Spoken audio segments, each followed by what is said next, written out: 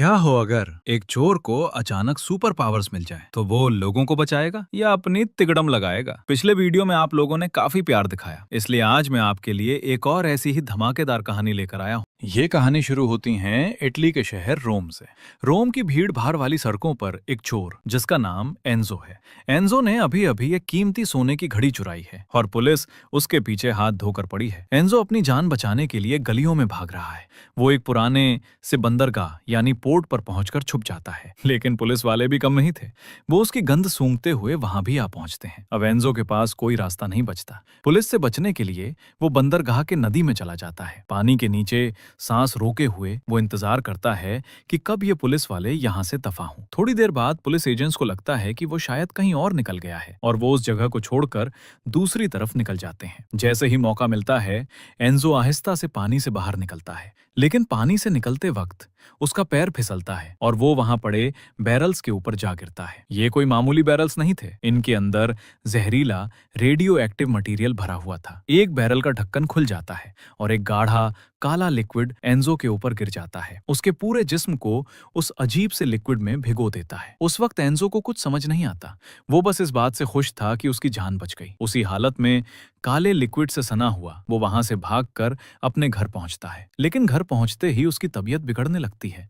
उसका सर चकराता है, पेट में एक अजीब सी मरोड़ उठती है। उस रात एंजो सो नहीं पाता। उसे तेज बुखार हो जाता है और उसके पूरे बदन में एक अजीब सा न बर्दाश्त होने वाला दर्द होता है।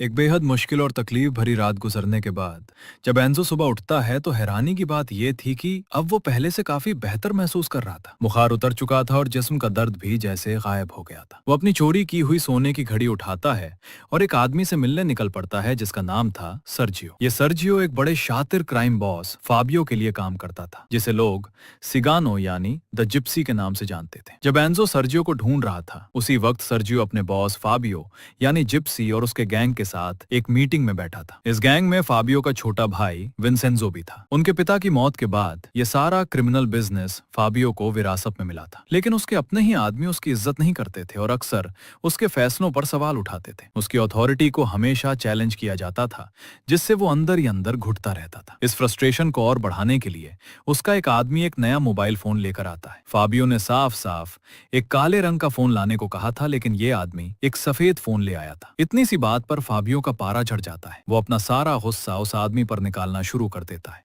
वो उसे उसी सफेद फोन से तब तक मारता रहता है जब तक उसकी जान नहीं निकल जाती। इससे पता चलता है कि जिप्सी कितना बेरहम और सनकी है। मीटिंग खत्म होने के बाद सर्जियो बाहर आकर एंजो से मिलता है। एंजो उसे वो सोने की घड़ी दिखाता है और 100 यूरो के बदले में उसे बेच देता है। फिर वो एंजो को एक नए काम का ऑफर देता है और उसे अपने साथ अपने घर ले जाता है। सर्जियो के घर के अंदर वो काम का सामान लेने के लिए जाता है। कुछ ही पल बाद उसकी बेटी अलीशिया घर में दाखिल होती है। उसके हाथ में एक पोर्टेबल डीवीडी प्लेयर था। एंजो को वहां देखकर अलीशिया अजीबोगरीब बिना सिर पैर की बातें करने लगती है। सर्जियो वापस आकर एंजो से कहता है कि वो उसकी बेटी की बातों पर ध्यान ना दे, क्योंकि उसे एक बहुत ही रेयर किस्म की कंडीशन है। इसके बाद दोनों काम के लिए निकल पड़ते हैं। वो शहर से बाहर एक सुनसान एयर स्ट्रिप पर पहुंचते हैं। यहाँ उन्हें दो भाइयों से मिलना था जिन्हें ट्रांसपोर्ट का काम सौंपा गया था। ये दोनों भाई अपने पेट में ड्रग्स से भरे हुए कंटेनर्स निकल कर आए थे। एंजो का काम ये था कि वो उन्हें कुछ दवाइयां दे जिससे वो उन चीजों को अपने सिस्टम से बाहर निकाल सके। वहां से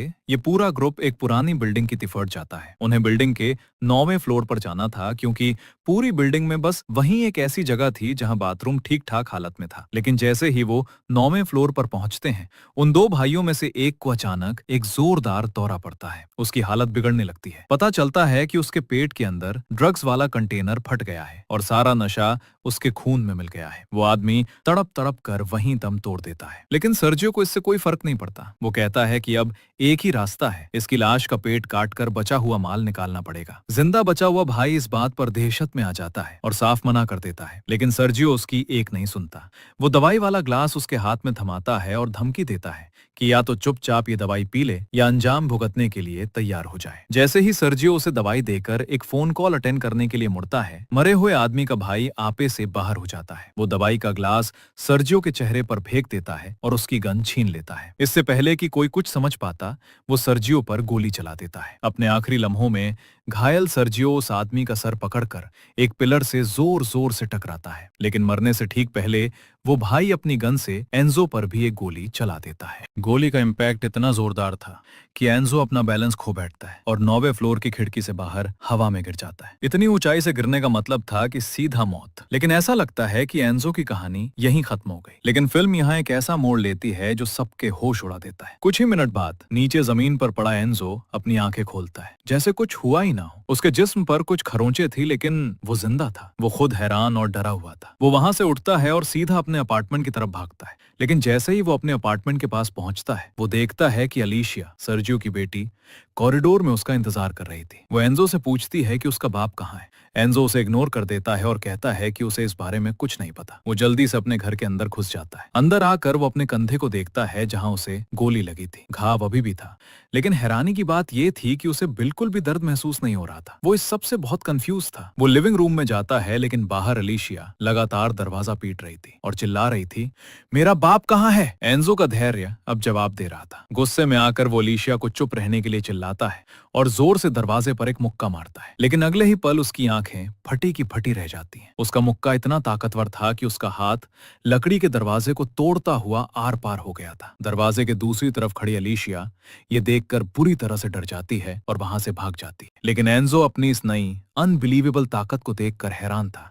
उसे यकीन नहीं हो रहा था। अपनी इस नई शक्ति को टेस्ट करने के लिए वो एक भारी अलमारी को धक्का देता है, जिसे हिलाने में पहले कई लोगों की जरूरत पड़ती। उसे एंजो ने एक हाथ से ऐसे सरका दिया जैसे वो गत्ते का बना हो। फिर उसकी नजर हीटर के मेटल पाइप पर पड़ती है। वो उसे पकड़ता है और उसे ऐसे मोड़ देता है जैसे वो कागज का बना हो। इस सुपर स्ट्रेंथ ने एंजो के दिमाग में एक नया आइडिया डाल दिया। एक चोर का दिमाग हमेशा चोरी के बारे में ही सोचता है। उसने फैसला किया कि वो अपनी इस ताकत को और टेस्ट करेगा, लेकिन इस बार एक एटीएम मशीन पर। उसने अपने चेहरे को एक मास्क और हुडी से ढका, एक एटीएम बूथ पर गया और बिना किसी औजार के अपने हाथों से पूरी की पूरी एटीएम मशीन को दीवार से उखाड़ लिया। वो उस भारी मशीन को ऐसे उठाकर अपने घर ले आया जैसे वो कोई सूटकेस हो। घर आकर उसने मशीन को तोड़ा और उसके अंदर का सारा पैसा निकाल लिया। अगले दिन वो उन पैसों में से कुछ इस्तेमाल करके अपने लिए दवाइयां खरीदता है। जब वो अपने कंधे से पट्टी हटाता है तो वो एक और चमत्कार देखता है। उसकी गोली का घाव पूरी तरह से ठीक हो चुका था। वहां एक निशान तक नहीं था। एक तरफ जहां एंजो अपनी नई शक्तियों को समझने की कोशिश कर रहा था, वहीं दूसरी तरफ जिप्सी को खबर मिलती है कि सर्जियो मारा गया है और ड्रग्स की शिपमेंट गायब हो गई है।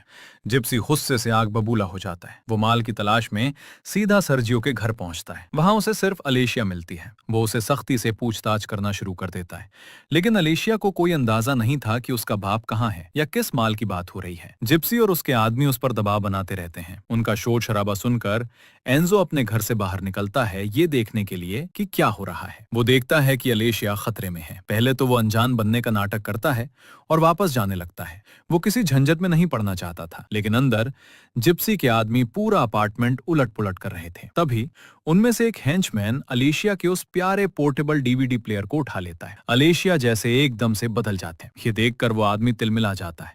गुस्से में वो अलीशिया को पकड़ लेता है और एक बड़ा सा चाकू उठाकर उसे मारने ही वाला होता है कि अचानक एक अनजान शख्स घर की खिड़की तोड़ता हुआ अंदर आ कूदता है। उसने अपने चेहरे पर वही मास्क और हुडी पहनी हुई थी। ये एंजो था। वो आते ही उन गैंगस्टर्स पर टूट पड़ता है। गैंगस्टर्स उस पर हमला करने की कोशिश करते हैं, लेकिन उनके मुक्के और लातें एंजो पर बेअसर थे। अपने आदमियों को इतनी आसानी से पीटते हुए देखकर जिप्सी फौरन अलीशिया को पकड़ लेता है और उस मास्क वाले आदमी को धमकी देता है कि अगर उसने उन्हें जाने नहीं दिया तो वो लड़की को खत्म कर देगा। मजबूरन एंजो को पीछे हटना पड़ता है। सारे गैंगस्टर्स वहां से निकलने लगते हैं, लेकिन अलीशिया हिम्मत नहीं हारती। वो जिप्सी को एक जोरदार लात मारती है, जिससे वो जमीन पर गिर जाता है और वहां से भाग जाता है। अलीशिया उसकी तरफ देखती है। उसकी आंखों में डर नहीं, बल्कि एक अजीब सी चमक थी। वो उसे हिरोशी शिबा समझ लेती है, जो उसके फेवरेट एनीमे जीग रोबोट का हीरो था। एंजो जानता था कि अब अलीशिया को यहाँ अकेला छोड़ना बिल्कुल भी अक्लमंदी नहीं है। जिप्सी उसकी असली पहचान नहीं जानता था, इसलिए एंजो का अपार्टमेंट सबसे सुरक्षित जगह थी। वो अलीशिया को अपने साथ अपने घर ले जाता है। इसके बाद वो अलीशिया को सोने के लिए कहता है और खुद सोफे पर लेट जाता है, ये सोचते हुए कि अब आगे क्या करना है। अगली सुबह वो अलीशिया से बात करता है और पूछता है कि क्या उसके पास कोई ऐसी जगह है जहां वो कुछ दिन रह सके। अलीशिया को एक हॉस्पिटल याद आता है जहां उसका बाप उसे अक्सर ले जाया करता था। एंजो उसे समझाता है कि वो वहां चली जाए जब तक वो सर्जियो के बारे में कुछ पता लगाता है। लड़की मान जाती है। एंजो अलीशिया को हॉस्पिटल छोड़ आता है। उसे इस बात का बिल्कुल अंदाजा नहीं था कि दूसरी तरफ जिप्सी उस मास्क वाले आदमी के बारे में जानकारी इकट्ठा कर रहा था जिसने उस पर हमला किया था। अपनी इन्वेस्टिगेशन के दौरान जिप्सी को इंटरनेट पर एक वायरल वीडियो मिलता है। ये वीडियो उसी रात का था जब एंजो ने एटीएम मशीन उखाड़ी थी। वीडियो में वही मास्क पहना हुआ आदमी दिखाई दे रहा था। जिप्सी अपने आदमियों को उसे ढूंढने का आदेश देता है, लेकिन उससे पहले उन्हें सर्जियो की वजह से खोई हुई शिपमेंट की समस्या को हल करना था। माल गायब था और जिप्सी को उसे जल्द से जल्द ढूंढना था क्योंकि खरीदार, एक और खतरनाक क्राइम बॉस जिसका नाम नूजिया था, अब उसके पीछे पड़ने वाली थी। ग्रुप अपनी बेस पर वापस लौटता है, लेकिन वहां उनका स्वागत करने के लिए नूजिया के आदमी पहले से ही मौजूद थे। जिप्सी समझ जाता है कि स्थिति उसके सोचने से कहीं ज्यादा गंभीर है। वो नूजिया के आदमियों को बताता है कि माल खो गया है, लेकिन वो वादा करता है कि वो जल्द ही सारे पैसे लौटा देगा। सच तो ये था कि जिप्सी के पास इतना पैसा था ही नहीं। उसे जल्द से जल्द पैसों का इंतजाम करने के लिए कोई प्लान सोचना था। उसके दिमाग में एक आर्मर्ड ट्रक यानी कैश ले जाने वाली गाड़ी को लूटने का प्लान आता है। वो अपने आदमियों को हथियार और सामान तैयार करने का हुक्म देता है। अब वापस आते हैं एंजो के अपार्टमेंट पर। अलेशिया को हॉस्पिटल छोड़ने के बाद वो आकर टीवी ऑन करता है, लेकिन टीवी पे अलेशिया का वही एनिमे जीग रोबोट चल रहा था जो उसके डीवीडी प्लेयर में लगा हुआ था। ना चाहते हुए भी एंजो वो एनिमेशन देखने लगता है और उसे वो पसंद आने लगता है। वो फैसला करता है कि वो इन एपिसोड्स को बेहतर क्वालिटी में देखने के लिए अपने सामान को अपग्रेड करेगा। तो अगली सुबह वो एक हाईवे पर जाता है जहां से वो कैश वाली गाड़ी गुजरती थी। इत्तेफाक से जिप्सी और उसके आदमी भी उसी वक्त उसी जगह पर उस गाड़ी को लूटने के लिए तैयार थे, लेकिन एंजो उनसे पहले एक्शन में आ जाता है। अगले ही पल वो आर्मर ट्रक के अंदर घुस जाता है और पैसों से भरा एक बैग उठा लेता है। अपने शिकार को किसी और के हाथों जाता देखकर जिप्सी गुस्से से पागल हो जाता है और उस मास्क वाले आदमी पर गोली चला देता है, लेकिन उसका निशाना चूक जाता है और एंजो पैसों से भरा बैग लेकर वहां से फरार हो जाता है। उस पैसे से एंजो अपने घर के लिए एक नया सिनेमा प्रोजेक्टर खरीदता है और साथ ही जीग रोबोट के सारे एपिसोड्स की कंप्लीट कलेक्शन भी ले आता है। लेकिन जैसे ही वो एपिसोड देखना शुरू करने वाला होता है, उसके दरवाजे पर दस्तक होती है। खिड़की से झांकने पर वो देखता है कि बाहर पुलिस की गाड़ी खड़ी है। एंजो दरवाजा खोलता है। पुलिस वाले उसे बताते हैं कि उसकी बीमार पत्नी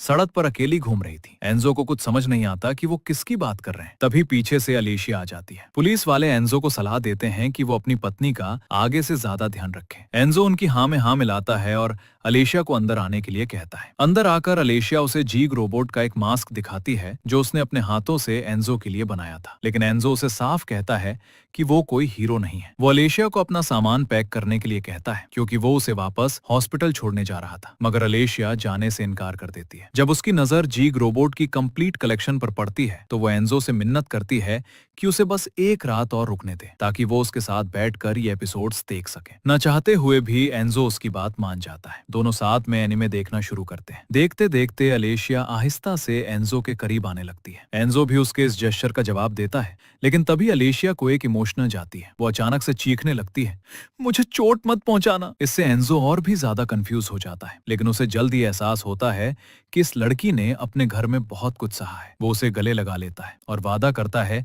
कि वो उसे कभी कोई तकलीफ नहीं देगा। एक और दिन गुजरता है। एंजो अलेशिया का मन बहलाने के लिए और उसे उसके दुख से बाहर निकालने के लिए उसे एक अम्यूजमेंट पार्क ले जाने का फैसला करता है। पार्क बंद पड़ा था, लेकिन इससे एंजो को क्या फर्क पड़ता था। वो अलेशिया से कहता है कि वो बड़ी सी फेरिस व्हील में जाकर बैठे। फिर अपनी सुपर स्ट्रेंथ का इस्तेमाल करके वो उस भारी भरकम झूले को अपने हाथों से घुमाने लगता है। यह अनोखा अनुभव अलेशिया को बहुत खुश कर देता है। पार्क के बाद दोनों एक शॉपिंग मॉल जाते हैं। वहां अलेशिया की नजर एक बहुत ही खूबसूरत ड्रेस पर पड़ती है। वो कहती है कि वो एक राजकुमारी की तरह तैयार होना चाहती है। बिना एक पल सोचे एंजो उसके लिए वो ड्रेस खरीद लेता है। धीरे धीरे दोनों एक दूसरे के काफी करीब आने लगते हैं। अलेशिया एक बार फिर हिम्मत करके एंजो से पूछती है कि क्या वो जानता है कि उसका बाप कहाँ है। एंजो फिर से कहता है कि उसे जवाब नहीं पता, लेकिन इस बार लड़की उसके झूठ पर विश्वास नहीं करती और उससे दूर हट जाती है। एंजो आखिरकार हिम्मत जुटाकर उसे सच पता ही देता है। वो बताता है कि सर्जियो एक काम के दौरान मारा गया था और अब वो कभी घर वापस नहीं आएगा। ये सुनकर अलेशिया का दिल टूट जाता है। उसे इस बात का बहुत दुख होता है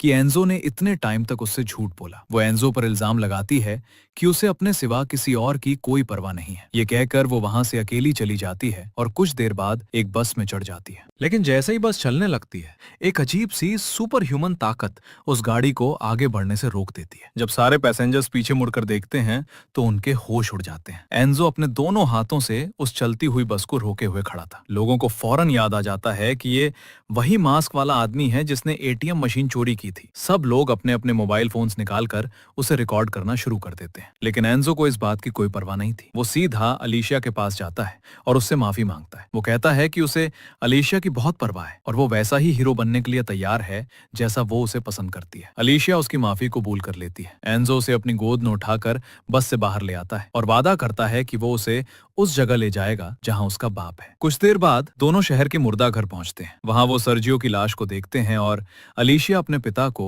आखिरी बार अलविदा कहती है। इसके बाद दोनों वापस अपार्टमेंट लौटने का फैसला करते हैं, लेकिन एंजो अब जानता था कि उसकी असली पहचान सबके सामने आ चुकी है। उन्हें अब यहाँ से बहुत दूर भागना होगा। उसी दौरान जिप्सी अपनी बेस पर वापस आता है। उस मास्क वाले आदमी से बार बार हार कर वो बेहद जलील महसूस कर रहा था। इससे भी बुरा तब होता है जब उसका छोटा भाई विंसेंजो उसे कहता है कि वो अब उसके बेकार के प्लान से थक चुका है और अब से गैंग को वो लीड करेगा। ये सुनकर जिप्सी को बहुत गुस्सा आता है, लेकिन वो बाहर से शांत रहने का नाटक करता है और उसके फैसले को मान लेता है। विंसेंजो कहता है कि वो ग्रुप को एक और डकैती के लिए इकट्ठा करेगा, लेकिन जैसे ही विंसेंजो वहां से जाता है, जिप्सी अपने आदमियों को अपने गार्ड डॉग्स, जो कि खतरनाक कुत्ते थे, को छोड़ने का इशारा करता है। वो कुत्ते सीधा विंसेंजो पर हमला कर देते हैं और उसे चीर फाड़ कर मार डालते हैं। अपने ही भाई को खत्म करने के बाद भी जिप्सी की समस्याएं कम नहीं हुई थी। उसे अभी भी नूजिया को देने के लिए पैसों का इंतजाम करना था। वो अपने कॉन्टैक्ट मार्सेलोन से उधार मांगने जाता है। कुछ ही मिनट में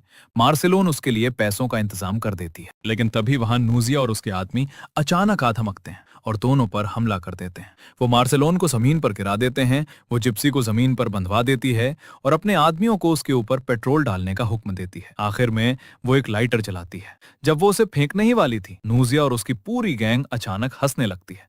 वो कहते हैं कि ये सब एक मजाक था। ये मजाक जिप्सी के गुस्से को भड़का देता है और तभी उसके लिए हैरानी की बात यह थी कि जमीन पर पड़ी मार्सेलोन अचानक उठती है और नूजिया और उसके ग्रुप पर गोलियां चलाना शुरू कर देती है। जिप्सी भी इस मौके का फायदा उठाता है और उन पर फायर करता है। नूजिया के कई आदमी मारे जाते हैं और उसके पैर में भी एक गोली लग जाती है, लेकिन वो वहां से बच निकलने में कामयाब हो जाती है। जिप्सी गुस्से में अपनी बेस पर वापस जाता है, लेकिन वहां जाकर देखता है कि नूजिया उससे पहले ही वहां पहुंच चुकी थी और उसके सारे गार्ड डॉग्स मारे जाते हैं। सिर्फ एक आदमी टाजी जिंदा बचा था। जिप्सी उसे बुलाता है और सारे हथियार जमा करने को कहता है, क्योंकि अब वो नूजिया का पीछा करने वाले थे। लेकिन निकलने से ठीक पहले दोनों टीवी पर एक न्यूज रिपोर्ट देखते हैं जिसमें उस मास्क वाले चोर की असली पहचान दिखाई जा रही थी। जिप्सी फौरन उसे पहचान जाता है कि ये तो अलेशिया का पड़ोसी है। दूसरी तरफ एंजो और अलेशिया अपना सामान उठाते हैं और एक मोटरसाइकिल पर शहर से भाग जाते हैं। रास्ते में वो एक होटल में 10 बजे रात को रुकते हैं। वहां एंजो अलेशिया को अपने अतीत,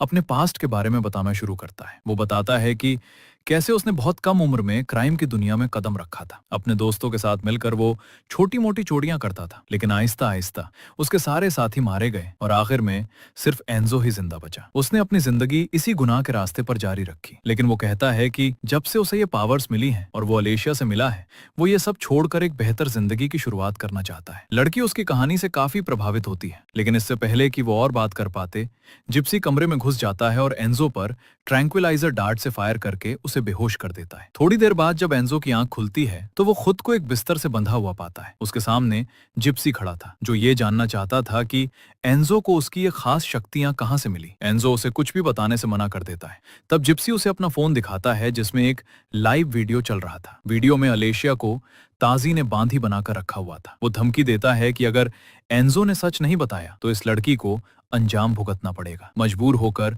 एंजो सब कुछ बताने के लिए तैयार हो जाता है। बंधन खोलने के बाद वो जिप्सी को टाइवर नदी के किनारे ले जाता है और बताता है कि कैसे वो उन बैरल्स के अंदर एक अजीब से सब्सटेंस के कांटेक्ट में आया था। जिप्सी उसे हुक्म देता है कि वो पानी में जाकर वो बैरल्स निकाले। उसी वक्त वैन के अंदर अलेशिया ताजी से कहती है कि उसे बाथरूम जाना है। ताजी कहता है कि वो ऐसा नहीं कर सकता, लेकिन जैसे ही ताजी का ध्यान भटकता है, लड़की अपनी ड्रेस से एक बुनाई वाली सुई निकालती है और उसे ताजी की गर्दन में घोंप देती है। ताजी कुछ करने की कोशिश करता है, लेकिन सुई एक नाजुक जगह पर लगी थी। वो तड़प कर वहीं जमीन पर गिर जाता है और मर जाता है। वैन के बाहर जब एंजो बैरल्स निकाल रहा होता है, जिप्सी अपने अडेप्टेशन ताजी को आवाज लगाता है, लेकिन कोई जवाब नहीं आता और तभी मामला और भी बिगड़ जाता है। एक गाड़ी तेजी से उस बंदरगाह की तरफ आती है। उसमें से नूजिया और उसके कई आदमी उतरते हैं जिनके हाथों में खतरनाक हथियार थे। वो सीधा जिप्सी की तरफ बढ़ते हैं। जिप्सी घबरा जाता है और अपनी गन निकाल लेता है। ठीक उसी वक्त अलेशिया वैन से बाहर निकलती है और एंजो की तरफ भागती है। जिप्सी इस मौके का फायदा उठाकर अलेशिया को पकड़ लेता है, लेकिन नूजिया अपने आदमियों को जिप्सी को खत्म करने का ऑर्डर देती है। दर्जनों गोलियां जिप्सी के जिस्म में उतर जाती हैं। आखिर में नूजिया एक फ्लेम थ्रोअर उठाती है और जिप्सी को आग लगा देती है।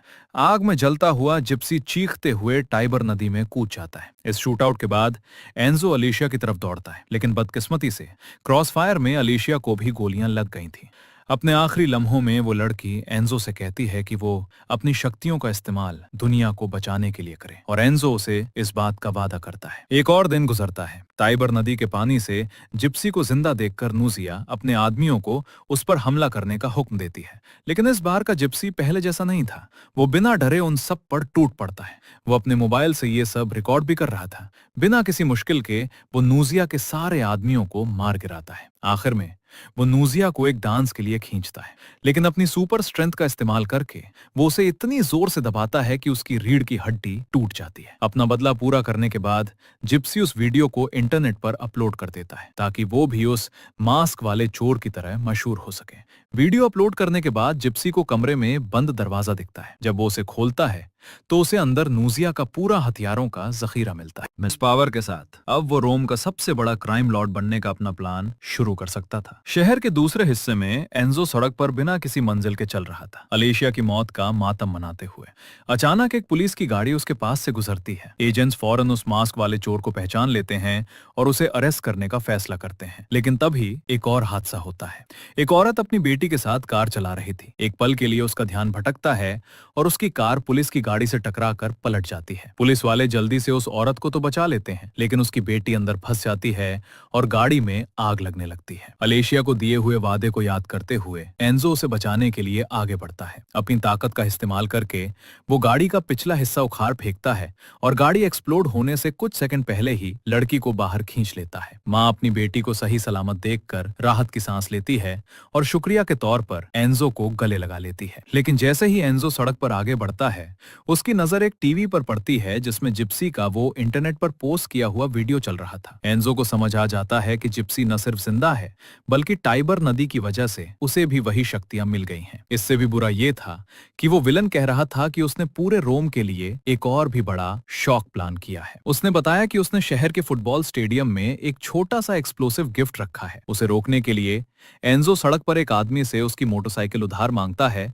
और पूरी रफ्तार से स्टेडियम की तरफ निकल पड़ता है। वहां पहुंचकर वो जिप्सी को ढूंढ लेता है और उस पर हमला कर देता है। लेकिन अब जिप्सी भी उसकी ताकत का सामना कर सकता था। दोनों के बीच एक भयानक लड़ाई शुरू हो जाती है। दोनों एक दूसरे पर जोरदार मुक्के बरसाते हैं। ताकत और रफ्तार दोनों में वो एक दूसरे के बराबर थे। लड़ाई के बीच जिप्सी के हाथ से एक पुराना सा मोबाइल फोन गिर जाता है जो बम का डेटोनेटर था। मौका देखते ही विलन वो फोन उठाता है और वहां से भाग जाता है। एंजो उसके पीछे स्टेडियम के स्टैंड्स यानी जहां दर्शक बैठते हैं वहां तक जाता है। जैसे ही वो उसे पकड़ता है, दोनों फिर से भिड़ जाते हैं। वो एंजो को धक्का देकर दर्शकों के बीच गिरा देता है। इसके बाद जिप्सी स्टेडियम से नीचे कूद जाता है। नीचे उसे कई पुलिस वाले घेर लेते हैं, लेकिन वो आसानी से उन सब से छुटकारा पा लेता है। फिर वो एक एम्बुलेंस की तरफ भागता है और वहां जाकर बम के मैकेनिज्म को मैनुअली एक्टिवेट कर देता है। बम अब 5 मिनट में फटने वाला था। एंजो उसे ढूंढ लेता है, लेकिन बम अब एक्टिवेट हो चुका था। इसलिए एंजो एम्बुलेंस को वहां से दूर ले जाने लगता है, लेकिन रास्ते में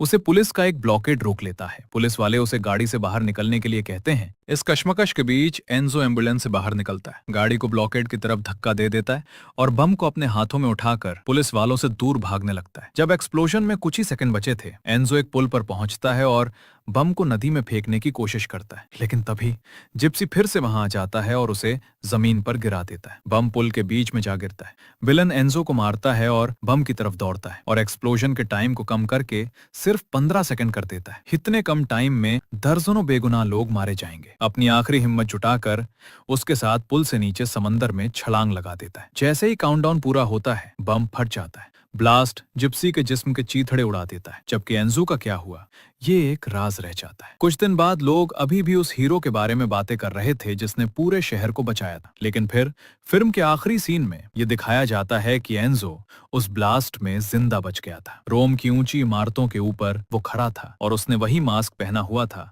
जो अलीशिया ने उसे तोहफे में दिया था। अब जीग रोबोट की पहचान को पूरी तरह से अपनाकर एंजो शहर की तरफ छलांग लगा देता है, एक सच्चे सुपर हीरो की तरह बुराई से लड़ने के लिए तैयार। तो दोस्तों, ये थी कहानी एक मामूली चोर की जो हालात से मजबूर होकर एक शहर का रक्षक बन गया। आपको ये कहानी कैसी लगी हमें नीचे कमेंट्स में जरूर बताएगा। मिलते हैं आपसे अगले रिकैप में यहीं हमारे चैनल पर। तब तक के लिए अपना ख्याल रखें।